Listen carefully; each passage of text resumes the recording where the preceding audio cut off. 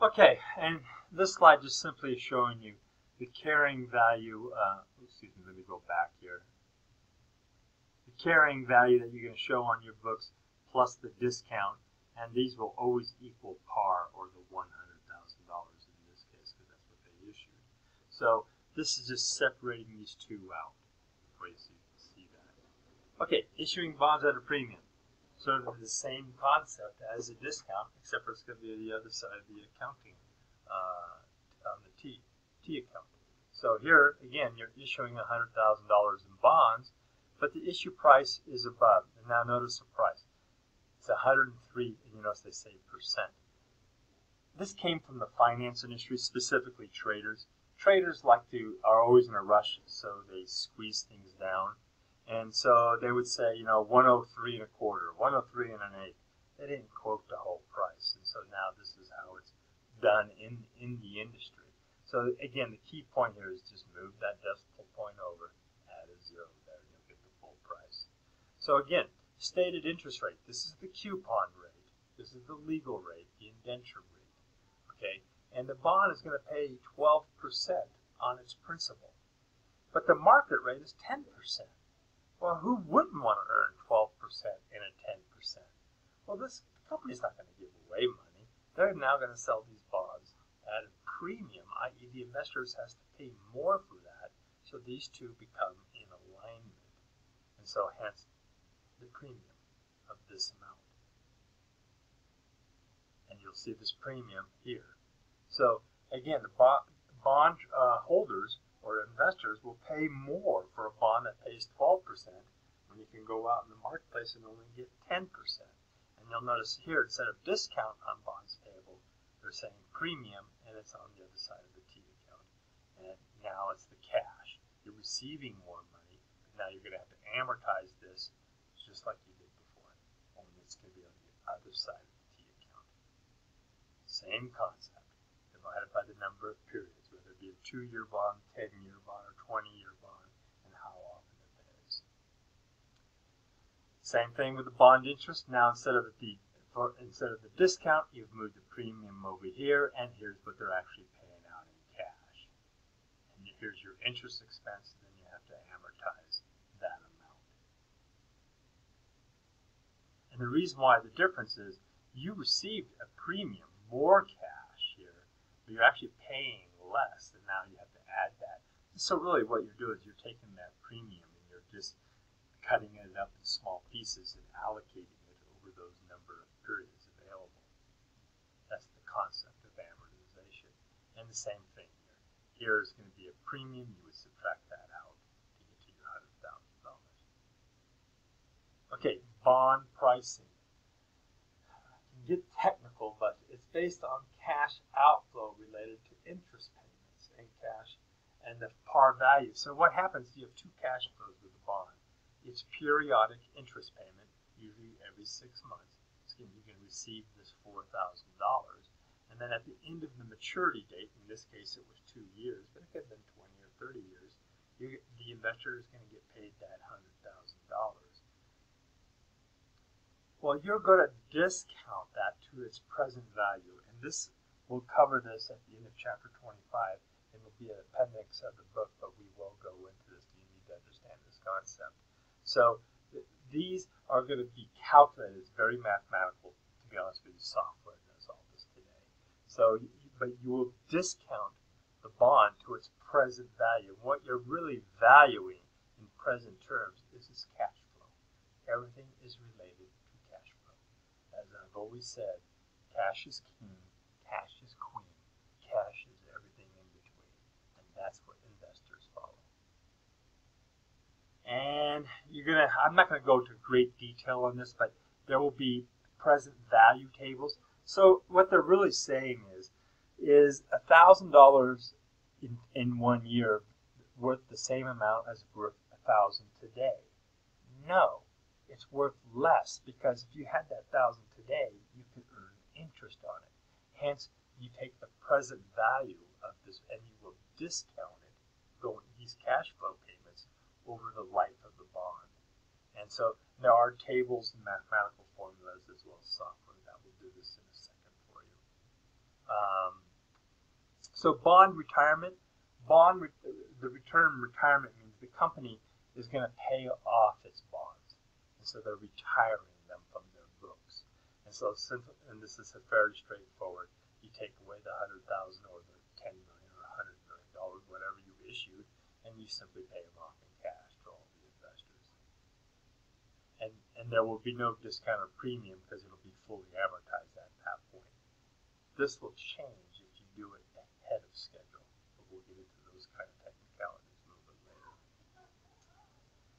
I guess we're getting into it now. Retirement of bonds, but before maturity. So sometimes companies will decide to pay off earlier. Maybe they had a huge cash infusion. Maybe they sold stock or something, or maybe they've been generating so many profits. And another reason could be the interest rates change. It's one thing when they issued a bond paying at 10% and the market rate today is 2%. They might issue another bond to pay off the old bond, especially when they can pay 2% interest instead of 10%. So there could be a variety of reasons that the chief financial officer will evaluate in doing this. And so, and they have a term here called callable bonds. I will get into the different features of bonds. And bonds are like stocks. You know, they have different flavors to appeal to different investors, and it helps with the negotiation to sell these bonds. And so one of those features is callable. The company can call the bonds or retire the bonds earlier, and usually there's a price payment for that right. And then a lot of times when you do retire those bonds early, there could be a gain or a loss on that transaction, and you have to record that gain or loss. Again, a loss will be here, a gain will be there, because this will be obviously a taxable event. Bond retirement. So paying off the bond is one way. Another way is you can convert. So that's another feature, that's like another flavor that you can convert. Some bonds have convertible features that they can convert to common stock. And here it's at the discretion of the investor, not the company. So this is very typical how I structure a lot of initial companies. I will take a note that is convertible. And the reason why I take a note versus stock is that the note has higher liquidation rights. So if the company goes into bankruptcy, I, as a note holder, will get paid before the common stockholder. But obviously I'm investing in what I hope to be a very successful company. Well, I don't want to just earn 8%. I might want to share in the stock appreciation. And so I will negotiate a convertible feature into that. And so that's one way of retiring bonds, if we simply convert the bonds to stock.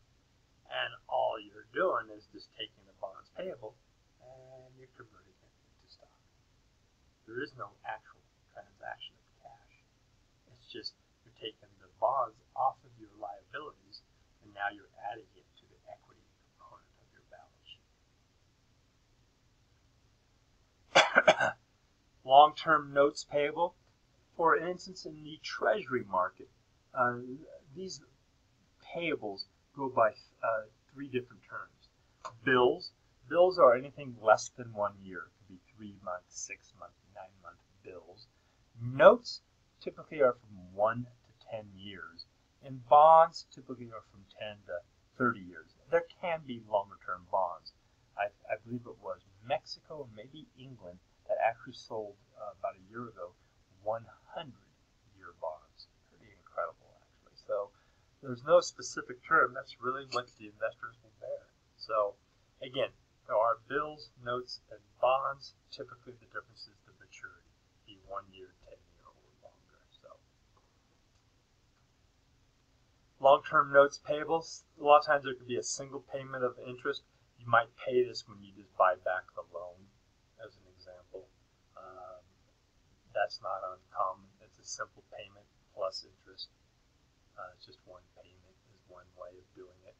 Or you can set up, again, regular payments like a bond, only this might be for 5 years. Same concept as bonds. It's just a different term to denote different length of time. Another form of liability is installment notes. A classic of an example of an installment loan is a car loan. Here's where you're making payments, not only just interest payments, but also you're paying down the principal. So it's principal and interest, and they call those installment notes. Installment notes with equal payments. Again, this is all calculated in software, and there's a variety of ways to do this. You're going to have your interest and how much is going out for principal, and at the end of that term, you'll just make one last payment, and that takes away all your. So what happens is the principal value of the bond decreases with every payment period, and eventually is paid off. So again, you're taking away the interest expense, the note payable, and then here's your cash. So you're paying both the principal as well as the interest, and you do have to separate that in accounting. Okay, naturally, accounting is extremely detailed, so you are going to separate. The more separation, the more information you can use. So just be aware of that. Mortgage notes and bonds, same thing. Mortgage means typically on real estate. And it's the same kind. Again, it's a long-term maturity. Again, it could be for long-term, 10 years, 20, 30 years. It could be maybe for 5 years. So, and a mortgage means it's secured, i.e. there's collateral backing that note. And it's typically like the real estate. Just like your car loan, the title of the car is collateralizing that loan. So that's another term that bond investors will negotiate is to have maybe collateral backing that versus just a promise. So again, there's a lot of different features that become negotiable in these instruments. I'm not going to go into a global view here, but I do want to talk about the features of bonds and notes. So there are a variety of features. You do need to study this well beyond the test. And let's just take each one of these. Secured versus unsecured. Secured means that there's something backing this up. There's some collateral. Again, your car, your real estate, your first child, whatever the investor is willing to take as collateral. Typically, it's real estate or equipment. Another one would be convertible and callable. Convertible is at the discretion of the investor. He can convert to maybe common stock, and callable is at the discretion of the company, and that means they can call back or retire the bonds. Two different terms. Yes, I will mix them up. You need to understand that in the test. This is just test fodder here, all these terms, so study them. Term and serial. Term is usually for like 20 years. Serial is like they're making series of payments on principal over time. And then registered and bearer. Bearer is what was referred to as coupon bond. In the old days, they actually didn't record the owner's name on it. They just had, and bearer is also known as coupon bonds, by the way. And they had virtually coupon clips at the end of the bond, and every 6 months the investor would bring in his coupon and get paid his interest payment. And and whoever had physical possession of that bond, i.e. the bearer, was the owner. Because of computer technology, there's virtually no bearer bonds except for the old ones issued today. They're all registered in that investor name. And if you go out to the secondary market and trade with another investor, that will be re-registered in that new investor's name. So all bonds today are registered. But do understand these terms and these terms, definitely. These 4 terms I will test. Debt to equity ratio. Again, at the end of every chapter, we sort of review a variety of ratios, and then we're going to get into this in chapter 17, which will be a huge part of that chapter because that's a financial analysis. And so one that's used quite a bit is the total debt of a company over its equity, known as debt to equity.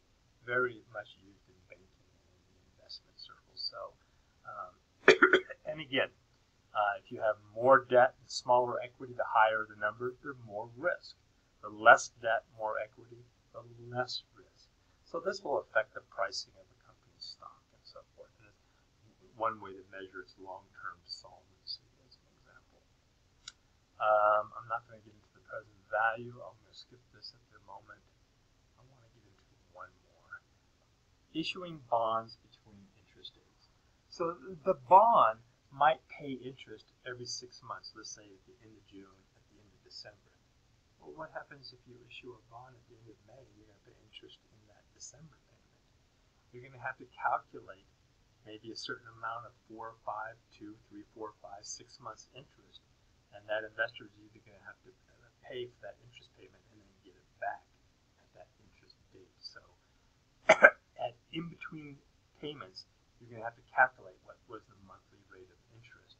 The investor is going to have to pay it, and then they will get it back at the next interest payment. Another part of long-term liabilities, this is not bonds anymore, but just another area. This is something you're going to study in intermediate accounting, but it is something you should be aware of, and that's leases and pensions. Very, very difficult area. The FASB is still making changes in this area. It's constantly changing, and so it's a difficult concept. But the main thing you should understand with leases is there are two types of leases. Operating leases, which are more shorter term, and then capital leases. An operating lease is short term and can be canceled. And the leasee, in which the lessor retains the risk and rewards of the ownership. So title is not going to transfer. For instance, you lease your car for 2 years. At the end of the 2 years, you don't own your car. The leasee takes it back, and so you now have to go get another car. That's considered an operating lease. Whereas in capital leases, title this is actually just another way of buying something.